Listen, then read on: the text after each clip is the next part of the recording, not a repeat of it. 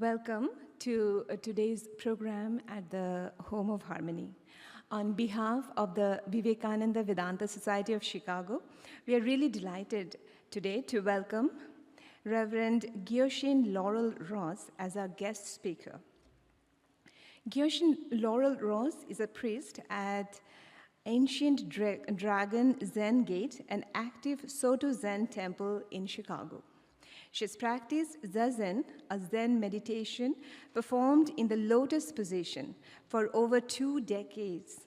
Since 1999, in 2014, Laurel was ordained as a priest by Taijen Leeton, the guiding teacher at Ancient Dragon. Laurel is an active Sangha member at Ancient Dragon and has served in different capacities as Ino, meaning supervisor of medical hall, head Doan, and assistant Tenzo. She has also been assistant director and board member. She leads regular seasonal haiku walks for the Sangha. Many of the terms are new to us, and we hope that Reverend Laurel will explain those during her presentation. Before joining the Sangha, Laurel had been the Urban Conservation Director at Chicago's Field Museum, a position she retired from in 2013. Now she remains a research associate there. Laurel is active in conserving natural areas in the Chicago region as a volunteer prairie restoration steward and plant monitor. Today, at the Home of Harmony, she will share her insights on SOTO Zen Buddhism, the relevance of an ancient Asian religion in 2023 USA. There will be enough time for interaction, questions, and answers. So please have your questions ready and ask when she offers to. And on that note, let's welcome Laurel to come on stage and begin her presentation. Thank you.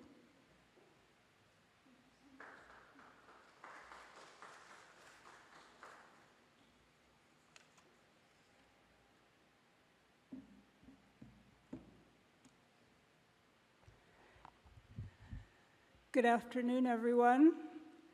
Please tell me if at any time you can't hear me. I tend to wander around sometimes when I'm talking. It's an honor and a great pleasure to be here today to share some information about SOTO Zen Buddhism. This is a beautiful place. I used to live about 4 blocks west of here, but I moved 3 years ago, so it's a very pleasant surprise to find this new beautiful place in my old neighborhood.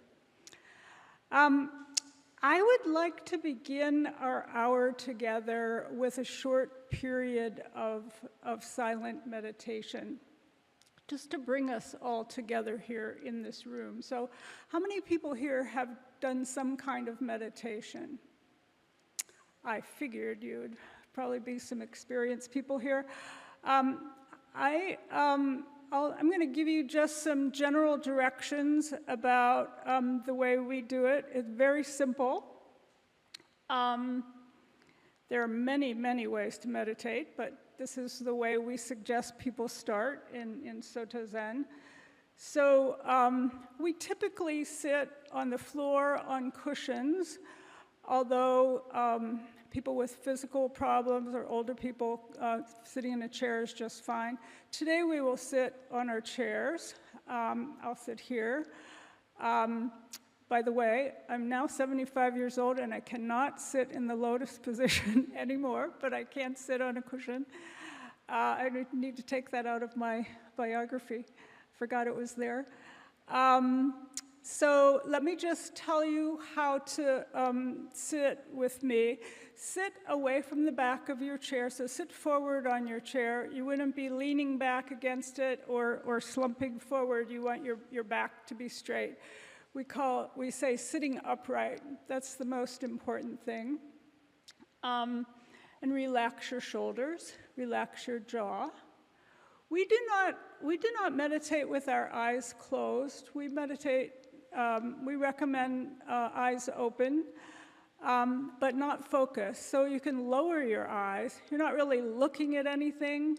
Closing your eyes tends to help your mind wander, or you can get very sleepy. So we recommend sitting with your eyes open, but not focused. So you can lower your eyes. You can't close your ears, of course, but there may be sounds. Cars may drive by. We're just not paying attention to that. We're going to bring our attention to our breathing. So we'll breathe through our nose and inhale, exhale through our nose, count 1. Inhale, exhale, count 2. When you get to the number 10, start all over at 1. Very simple. You may find your mind wandering. You may think about what you're going to have for dinner, or what weeds you want to pull in your garden tomorrow, or something like that. That's fine, don't worry about it.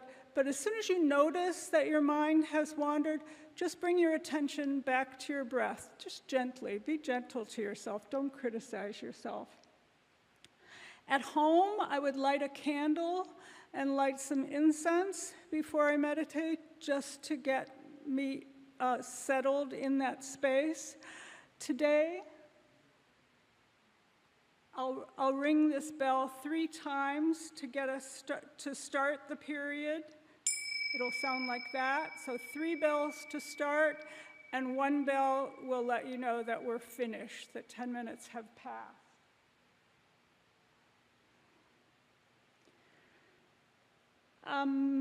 Any questions? It's very simple. All right, so everyone, if you would like to take your shoes off, that's fine. I would say put your feet in front of you. Don't cross your legs, just feet flat in front of you. And the main thing is to relax and to bring your attention to your breathing.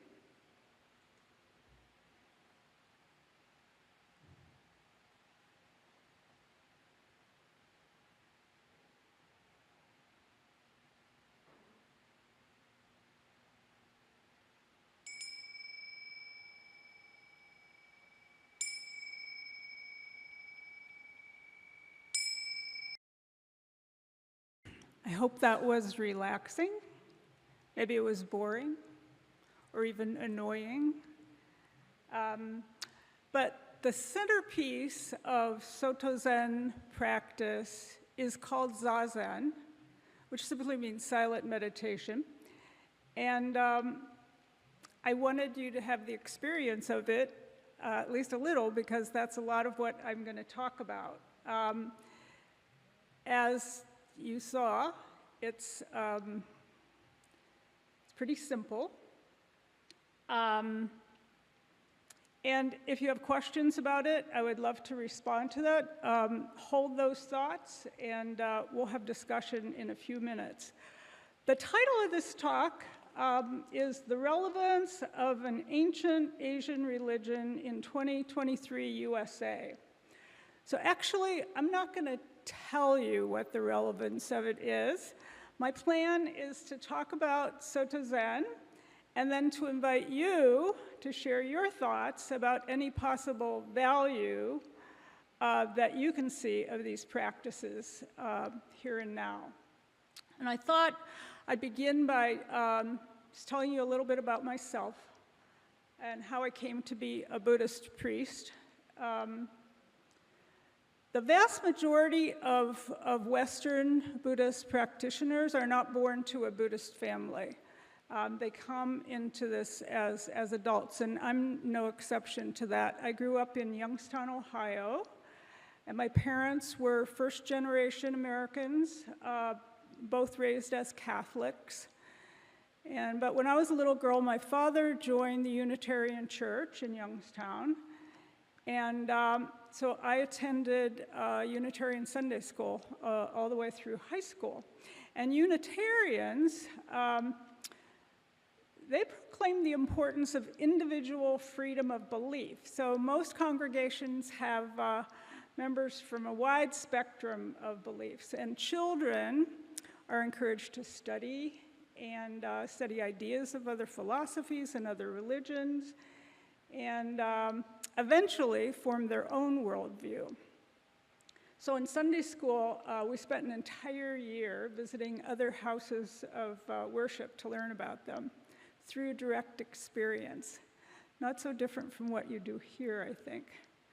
So I enjoyed that experience as a child. I learned a lot about political activism because our church was involved in civil rights. This was the 50s and 60s when that was a very important social movement in this country. And we also learned about the transcendentalists, Thoreau and Emerson, and they taught that divinity is in all of us, and it's in all of nature. Thoreau, in particular, held the philosophy of living deliberately. And by that, he meant seriously weighing the moral consequences of our actions. So today, my Buddhist understanding of the divine and how to live a good life is really not so different from what I learned as a child. After I left home to go to college, I didn't think very much about church at all, and I got very busy with my life. And then at one point in my early 20s, my boyfriend and I signed up to learn Transcendental Meditation, TM it was called then. We were following in the footsteps of the great bodhisattvas, John, Paul, George, and Ringo.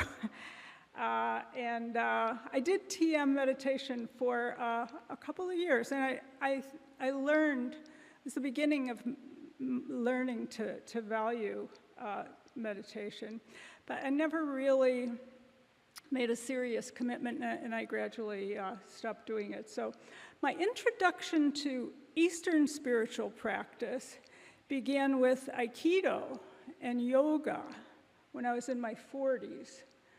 And it's interesting how doors open when we're ready to walk through them. An Aikido friend told me about a Korean Zen meditation place that he attended, so I decided to check that out. And I just loved the chanting and the incense and the stillness and the friendly people. Everyone was very encouraging. And so I took a couple classes, and I started attending pretty regularly, and continued to look for opportunities to learn more. And I sampled some other Buddhist temples of various traditions. So I say this to say meditation and study, it grew very gradually in my life. It gradually became more central over a period of about 10 years. So you may hear some small thing today that strikes a chord in you that you might want to pursue eventually, and if that happens, I encourage you to do that. The ceremony where one becomes formally a Buddhist is called Jukai. And I made the leap to do this about 25 years ago in a Zen center in Evanston that practices in the Rinzai tradition, different from SOTO, but similarities, but different. And in the Jukai ceremony, we would publicly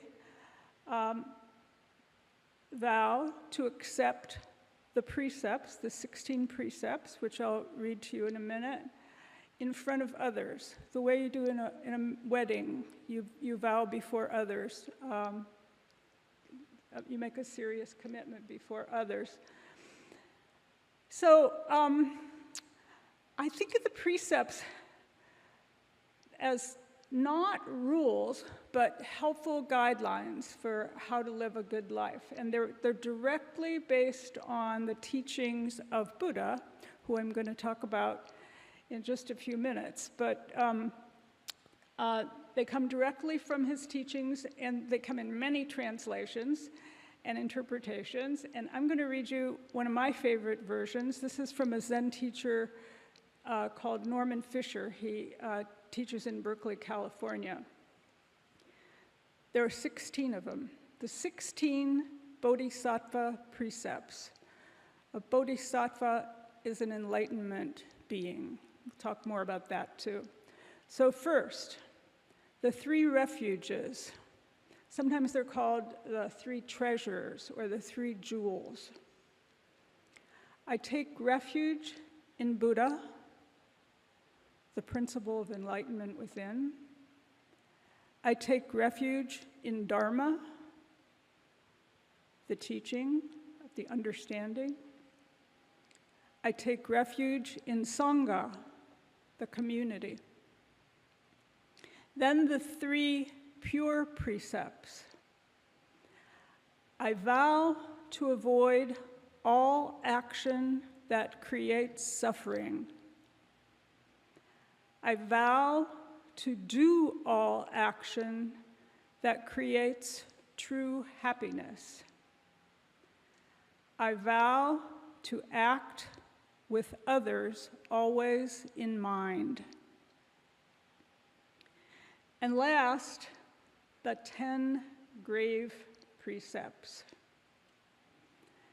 I vow not to kill, but to nurture life.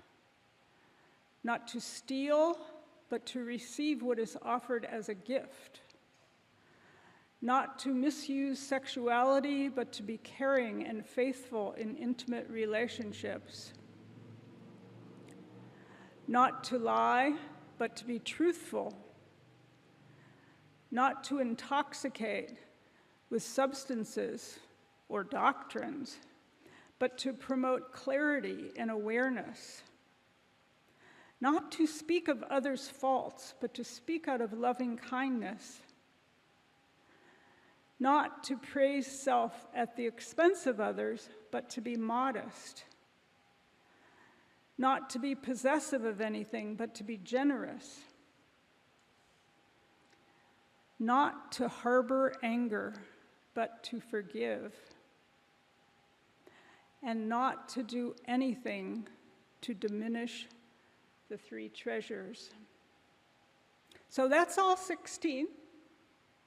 It's easy to find lots of versions of these online. I want to point out that for all of these, the emphasis is on what we actively pursue doing, the second half of the precept, what we actually do, not what we shouldn't do. So for example, to actively try to be generous, to actively try to be truthful.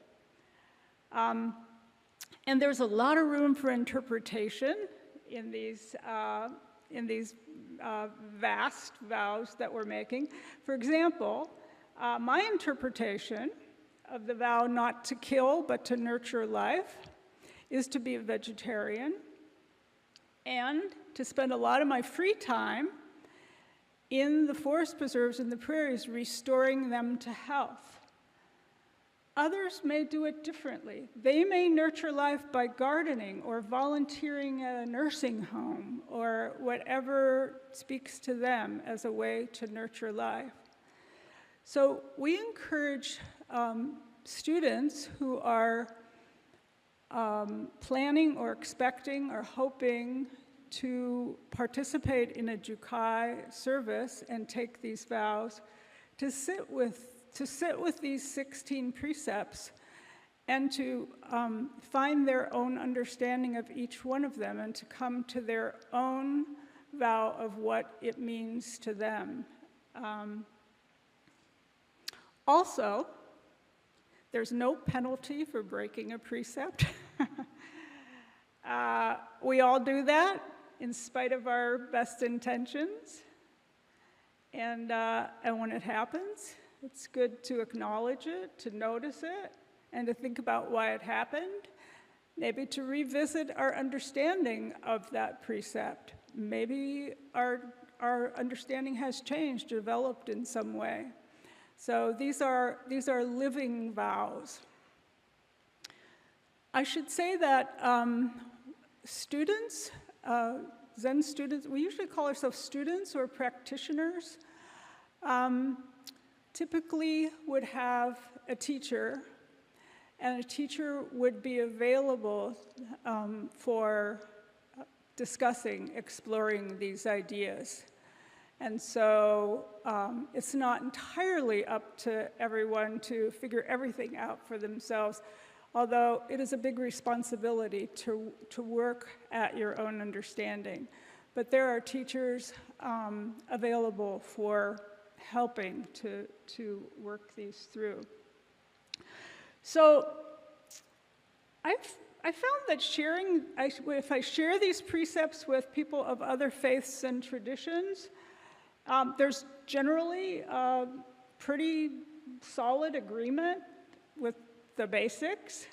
There's usually no conflict with the moral guidelines of other religions, guidelines for ethical contact. So I found this to be a good starting point for interfaith conversations. But of course, the precepts don't really say what we actually do in our religious practice, which I'll talk about next. But I just want to stop here for questions and discussion about anything I've said up until now. This would be a time to bring up any questions that came up during our short meditation period, or any suggestions you have, answers to the question I put on the table about, so far, the relevance of SOTO Zen here and now, and anything else you would like to look up. I would just ask that you speak loudly. My ears are not as good as they used to be. So would anyone like to ask a question or offer a comment? Yes.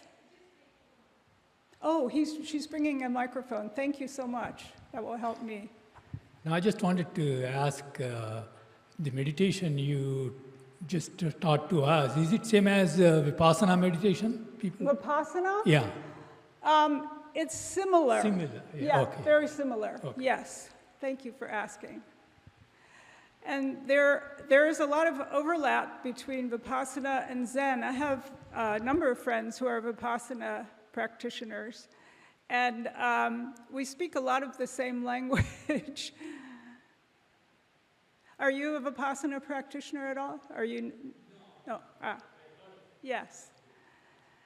I mentioned at the beginning there are many ways to meditate. This is not the only way that we would that a teacher might guide you to do a different kind of meditation, say with a koan, which is a teaching story, or with a mantra, or there's plenty of other ways to meditate, but this is really the starting point. And doing this regularly helps you to do the other kinds of meditation because it trains your brain to settle down. Human beings have what we call monkey mind. We sit down and then our mind jumps all over the place. It takes training, a little bit of training and experience to calm us down so that we can actually get a little bit of space in our brain for calmness. Yes, you had a question? Someone else had a question. Yes? I'm asking on behalf of one of our audience, during the meditation, at the moments of meditation, what is it that you focus on? Is there any object that you focus on, or what is the process that goes? Yeah, what we did today is focusing on our breath. So we would bring our mind to our inhale and our exhale, and that helps us to be in the present moment because you can't think of the breath you had before or the breath, it's just what you're doing now. It helps bring your brain to this time and place so that you're living in this reality and not in some other fantasy reality that our brains are so good at creating. And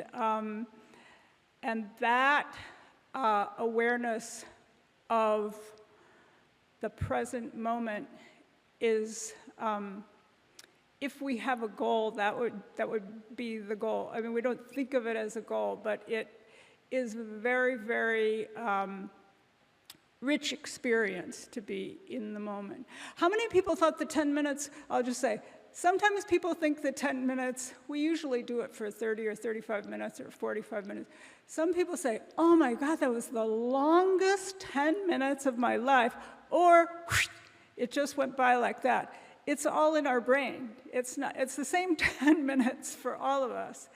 And if we are at a longer sitting, so typically, we would, in our regular services, have 35 minutes of meditation, but we could have a half-day sitting or a full-day sitting or a full week of a retreat. Some people might go away for several weeks. There would be very different experiences of that time based on our state of mind. It's a very interesting process to get intimate with your own mind. We would think we would know our mind, but this process helps us to gain intimacy with our own self.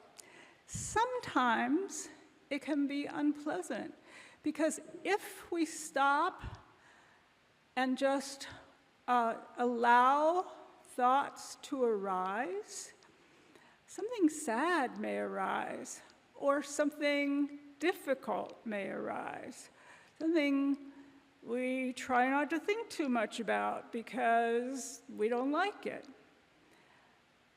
These do not last, but we allow them to arise. And I am not a psychologist or a therapist, but I find it very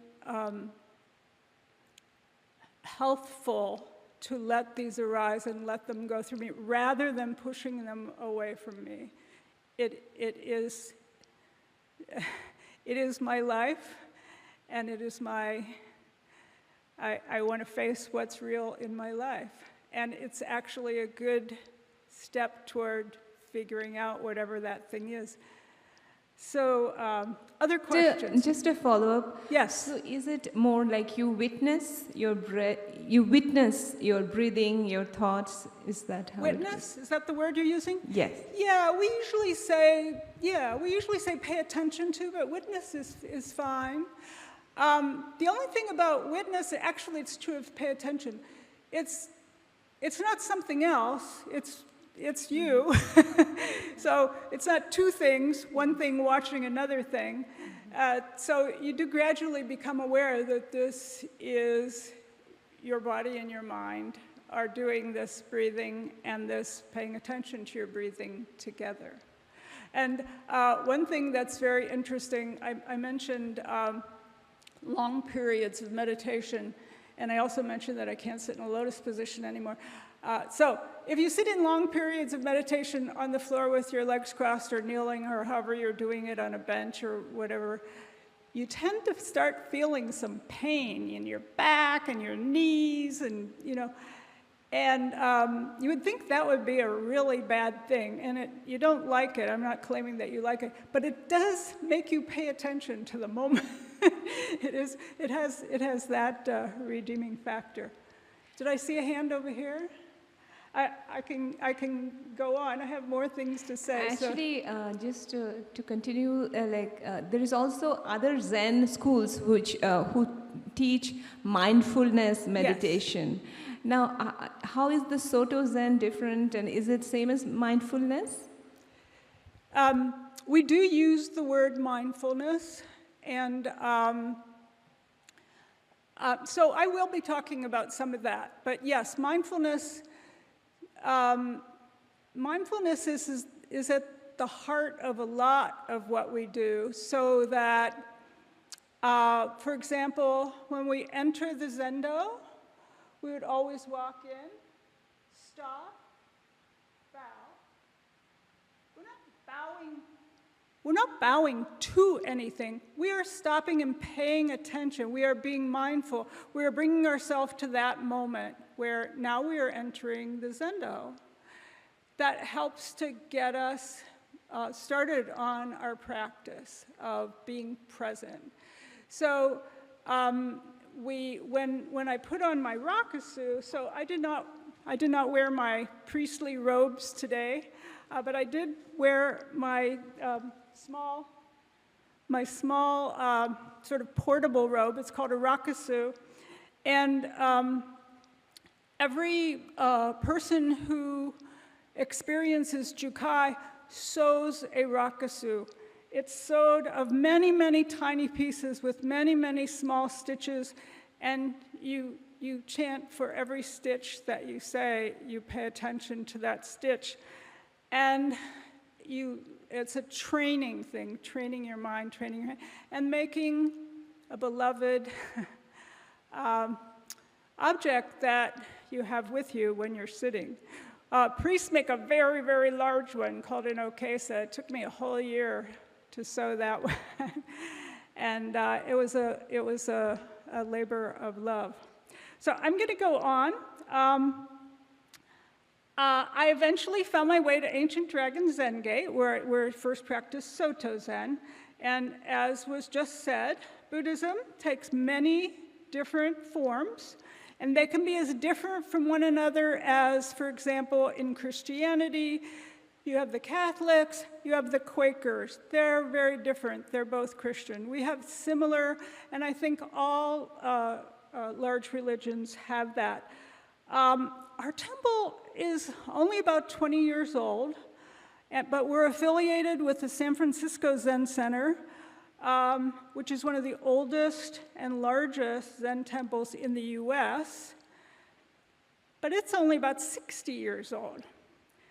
Both of these are very young, but there's a lot of history behind them, because this religious tradition began more than 2,500 years ago, and all Buddhist sects trace our lineage back to the historic Shakyamuni Buddha, who lived in India in the 6th century BCE. So the historical Buddha, the central figure in Buddhism, is not divine. He was a human being who, during his long life, he lived to about 80, he awakened to a deep understanding of ultimate reality. So we know this from his many, many teachings, which have been handed down throughout the millennia to us. And throughout that long life, he taught many of his followers a path to their own awakening. And this path is, it's usually called the middle way. It's between extreme asceticism, which he practiced as a young man, and indulgent hedonism. He was born to a very wealthy family, but he found the middle way. The Soto Zen sect of Buddhism, I'm skipping a lot of history, this emerged in the 13th century in Japan with another inspirational teacher named Dogen Zenji. And his teachings grew from a school founded in China a few hundred years before that. So Dogen famously said, "Enlightenment is intimacy with all things."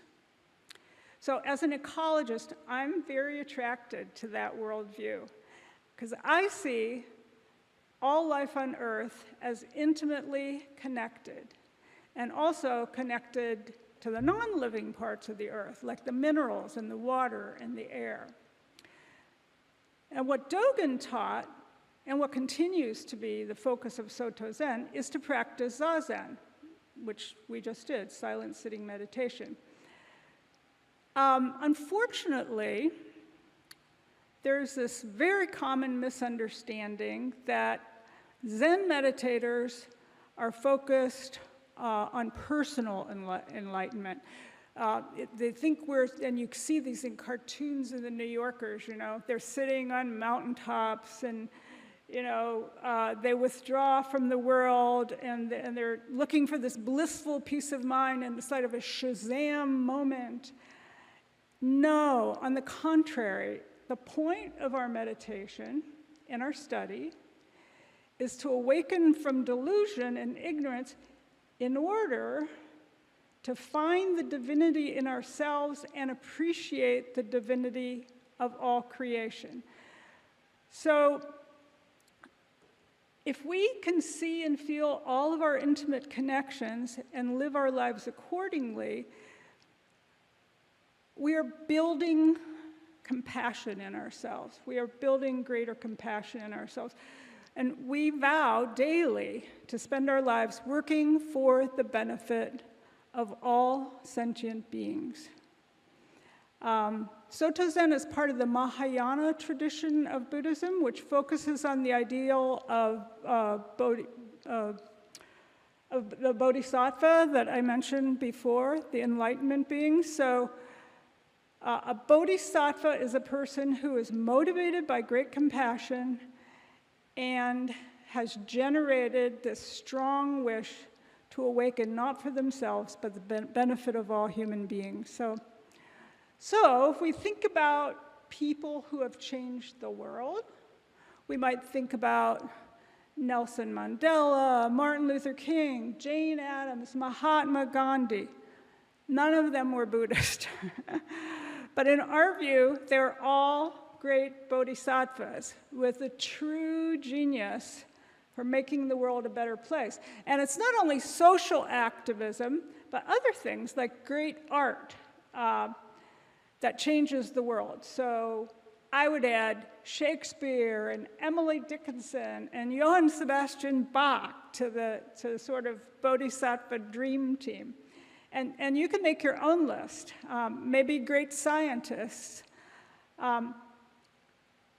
And so these people were exceptional, but what I want to suggest is that bodhisattvas are everywhere, including in this room, and that we all have the capacity to be bodhisattvas. If we pay attention, we'll see that people do small and large kindnesses everywhere, all the time. And I think it's a wonderful practice to pay attention to these kindnesses and to acknowledge them with our gratitude. So last week, the woman who cuts my hair told me this story. She drove a stray dog 7 miles back to its family. I don't know how quite it ended up at her house. And she wasn't bragging. She was just so relieved that the dog got to be home. I call that bodhisattva activity. My new neighbor figured out how to repair the watering system in our little parkway garden, and he just fixed it. Nobody asked him. He didn't ask to be thanked or paid or anything. So I think if we acknowledge and appreciate these smaller acts of generosity, then they will start to multiply. And I think bodhisattva opportunities are always all around us, and we should not pass them up when they come our way. We should notice other people's bodhisattva activities, and we should encourage ourselves to act on a kind impulse if we have it. It's not a status that one attains to be a bodhisattva. It's really a way of living your life. So I'll mention another Soto leader of the past, Suzuki Roshi, Shunryu Suzuki Roshi, was the Japanese priest who founded the San Francisco Zen Center, and he said, "Strictly speaking, there are no enlightened people. There is only enlightened activity." So I like that distinction, because I find it inspiring, because it's much easier for me to imagine engaging in enlightened activity than it is for me to imagine myself as an enlightened being. So it means changing the way we think about our daily lives so that we're outward focused, and we're looking for ways to help people. And everybody can choose whatever way we do that. People can be teachers or doctors or mail carriers or peace activists or librarians or poets, kind bus drivers. Shakyamuni told his disciples, "Go forth for the welfare of the many." And then he demonstrated that by his life of teaching and good deeds and his concern for the well-being of others. So we try to follow his example. So, in summary, here's my explanation of Soto Zen. We're a subset of Buddhists who emphasize daily meditation, and meditation is not reverie or keeping your mind blank. It is seeking to fully experience every moment of our lives, to be aware of the here and now. Now, it is true that some people do have fantastic ecstatic experiences. You can get a lot of books about that, especially during long periods of sitting. It's never happened to me. And as I mentioned, it can also be very difficult. But there's been a lot of attention paid recently to the practical benefits of meditation. It's been proven that it reduces stress, lowers your blood pressure, helps with depression, anxiety, anger, and those are all good reasons to meditate, but ultimately we practice to realize our true nature. So the strong recommendation is we sit for some period of time every day. Everyone's really busy in this country, so 20 minutes, 15 minutes, half an hour, whatever you can do. Most practitioners never even visit a monastery. But we balance our meditation practice with our jobs and our families and our hobbies, and we try to bring the awareness that we develop in our meditation to benefit the rest of our lives. So there's much more information about our practice on our website, which is ancientdragon.org, and we welcome anyone to join us for any activities. We also have online sitting, so you can go to the website and click into the Zoom Zendo and sit with us. That helps people who live far away. The place where we sit is in Lincoln Square, and a typical experience there would be 35 minutes of silent meditation, 10 minutes of silent walking, then a talk by one of our teachers with discussion, questions, discussion, a short service during which we would chant, and chanting would be, as it sounds like, speaking together the words of some of the teachings. And then we usually get together for fellowship, for tea and some kind of delicious cookies or other treat to get to know each other. Everyone is welcome, and on Sunday morning there's always instruction for people who would like to have instruction. Instruction can also be arranged at other times. So I would like now to offer another opportunity for questions and discussion.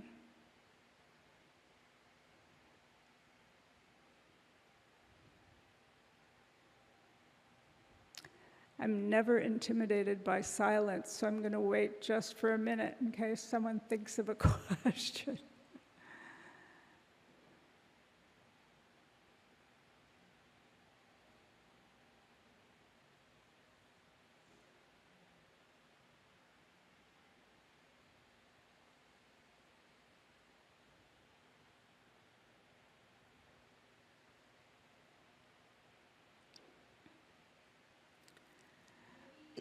Well, Maybe you can tell us about the haiku walk that is in your...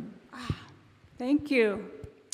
I forgot about that. Actually, it's 1 week from today. So once every quarter, that is to say winter, spring, summer, and fall, we invite people to take a walk in one of the local natural areas. We might go to a forest preserve, we might go to a park, we've been to some beautiful cemeteries,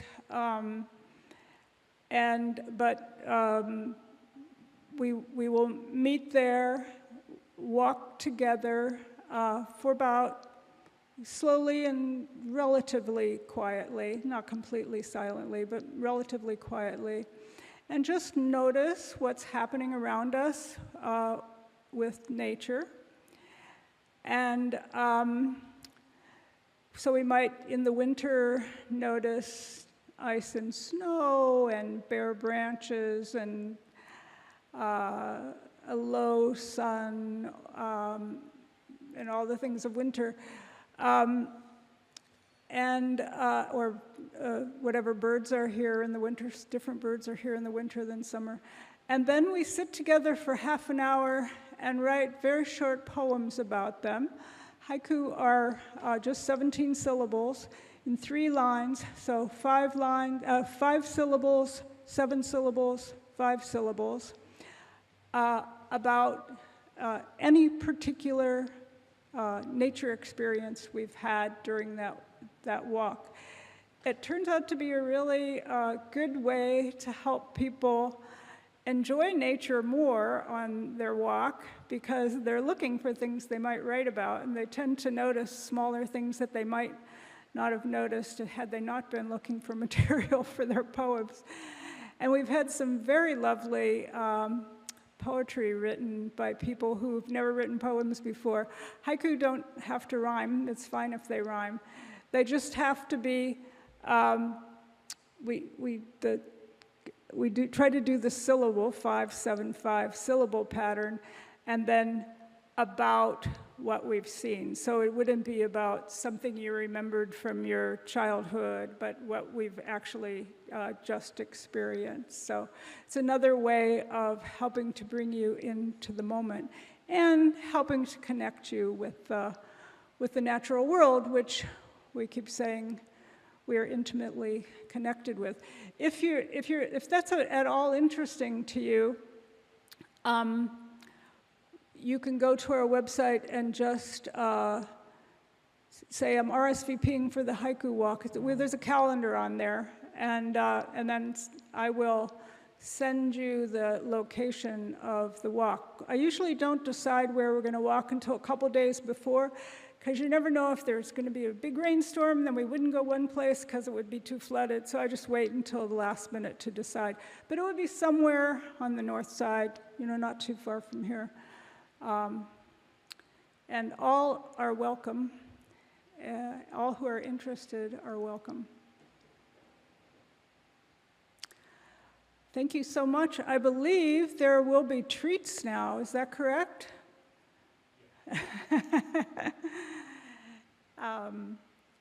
I really, really enjoyed being here with you this afternoon, and I noticed that there are 2 other interesting talks coming in the next couple of weeks, and I may try to show up and learn about those other things. My Unitarian childhood still makes me curious about all other religions. Thank you all.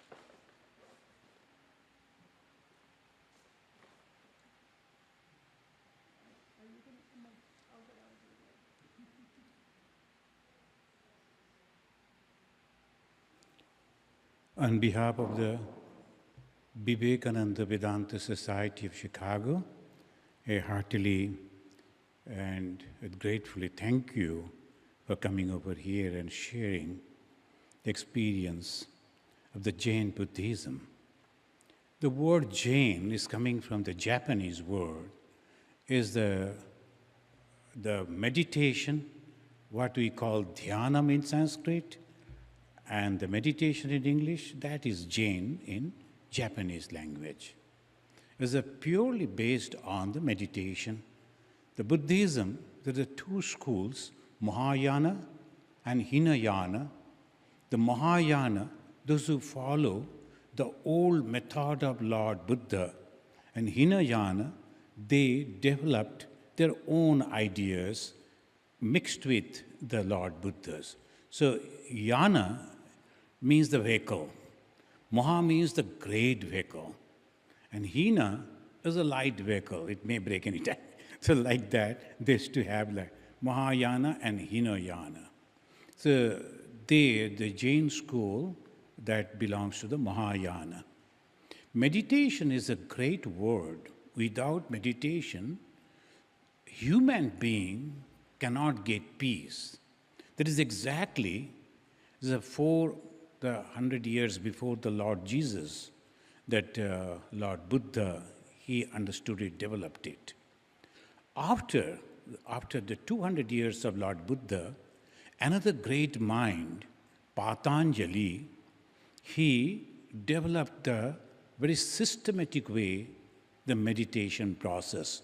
Patanjali Yoga Darshana. Yoga means union with the main consciousness.